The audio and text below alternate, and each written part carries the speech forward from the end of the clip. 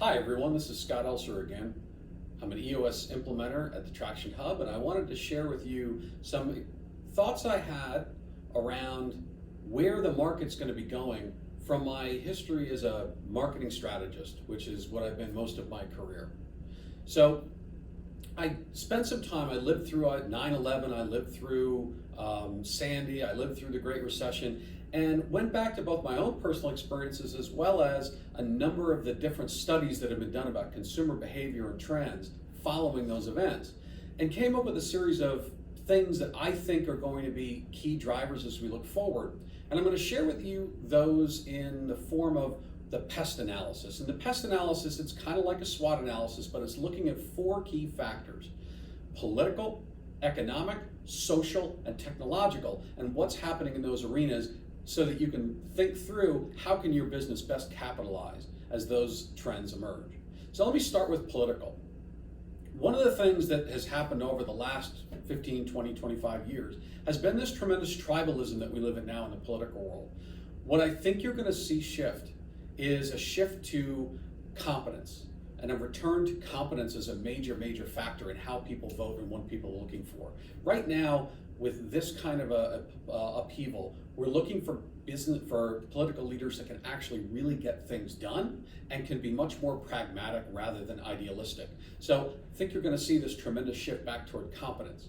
The CARES Act is only the start as well. What you're going to see is this political desire to very quickly do things that are going to stimulate the economy, and that's in general, but that's particularly true in an election year. You're going to see a real emphasis on more legislation designed to get the economy going and keep people moving. But you're also going to see this balance as we move later this year into next year on cost. We really haven't talked about the cost of these things yet and how we're going to pay for them. We're already running a huge deficit. We've taken in lower tax revenues now because of this impact, but we're spending more money. So you're going to see costs become a real factor and something that starts to have to be considered as these bills are there. So how we're going to pay for all this, that's going to become part of the conversation as well. From an economic perspective, you're going to see several things going on. Number one is the travel industry is going to continue to struggle over the midterm. So this isn't going to be a light switch and everybody's just going to come back and we're cured and start traveling again. People are going to really change their behavior and start trickling carefully back into the travel, the way they traveled before. So the travel industry is really going to continue to suffer and struggle, not just for the next 30, 60 days, but for the next 2 or 3 years. So that's something definitely from an economic perspective to think about, given all of the income that derives from that business. One of the things that you also see as a trend from the Great Recession and 9/11 is a retreat from some of the green economy. People get much more pragmatic and focused on themselves in the short term. So the green economy will suffer a little bit, and our focus on green is we focus a little bit more on our immediate term rather than the long-term impacts of what we're doing to planet Earth. You're also going to see a dichotomy. You're going to see a lot of small businesses fail. And you saw that after the Great Recession and after 9/11. But you also see this tremendous boost to entrepreneurism. Being an entrepreneur becomes almost a badge of honor.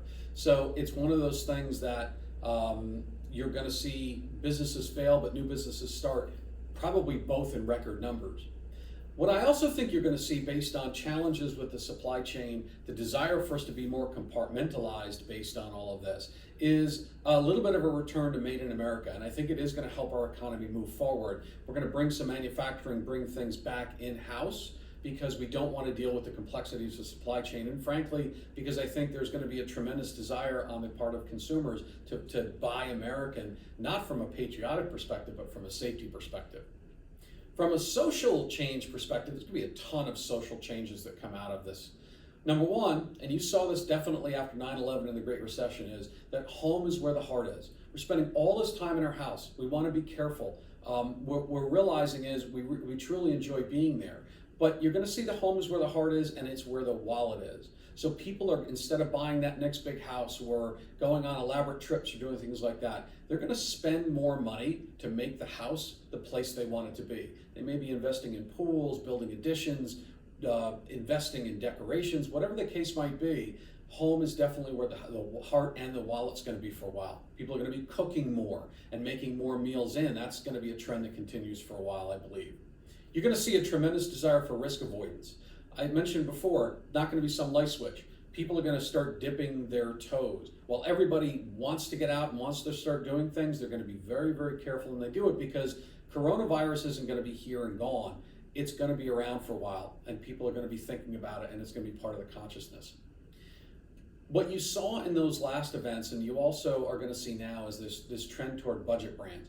McKinsey did a study, and they showed one example: about 20% of consumers who used allergy medication actually went during the Great Recession and tried generic brand and low-cost brand allergy medications. And of the ones that tried it, 50% of it almost actually thought it was satisfactory. So you're going to see this trend for people to save money and buy brands they typically wouldn't have in good times.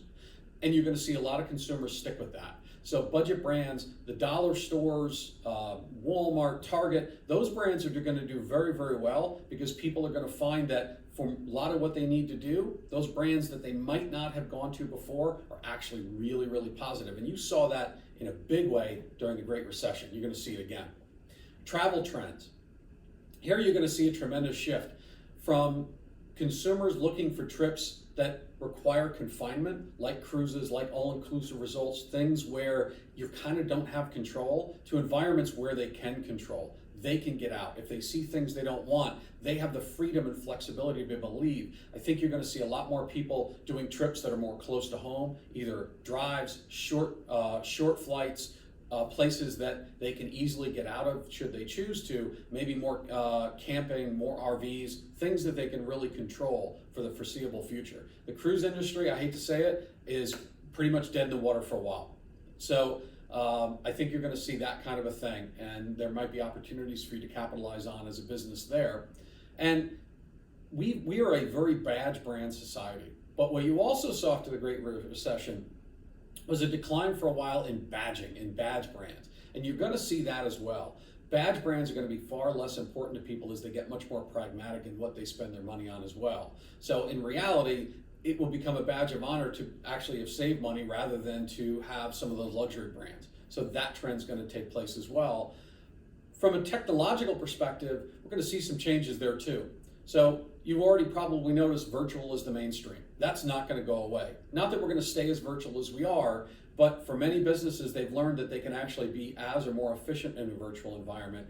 But many employees are going to have those expectations going forward and see the benefit of having work from home and be looking for that either in their current employer or in other employers. So virtual is here, and as a result, you're going to see a home office boom. There's going to be new technology. Certainly Zoom has exploded in this world, but you're going to see other technological trends and technological applications deployed that make home office better and better and better as an environment to work in. And you're going to see people investing in their home to build specialized rooms, to not sort of do the triage approach they did to create an office, but actually creating something that can last and they can use.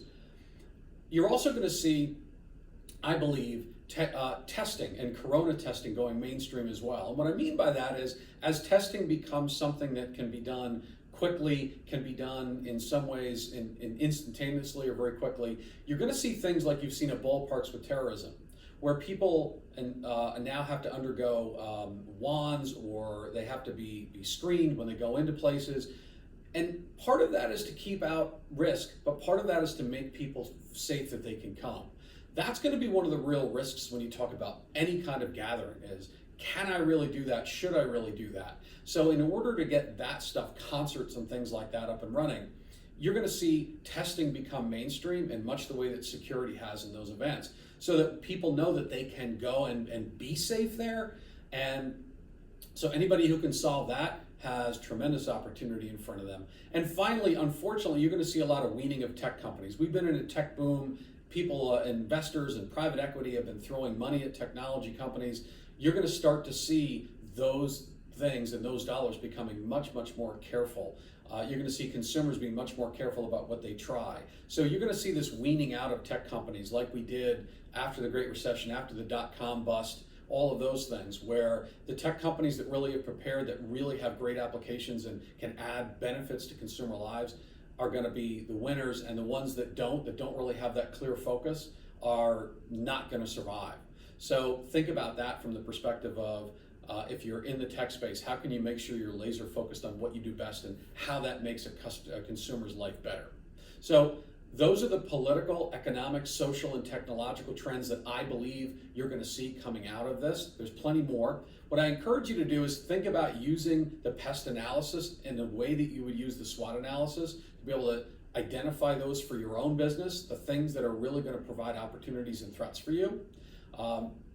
And then look to those to build plans of how you're going to attack those or how you're going to protect yourself from them.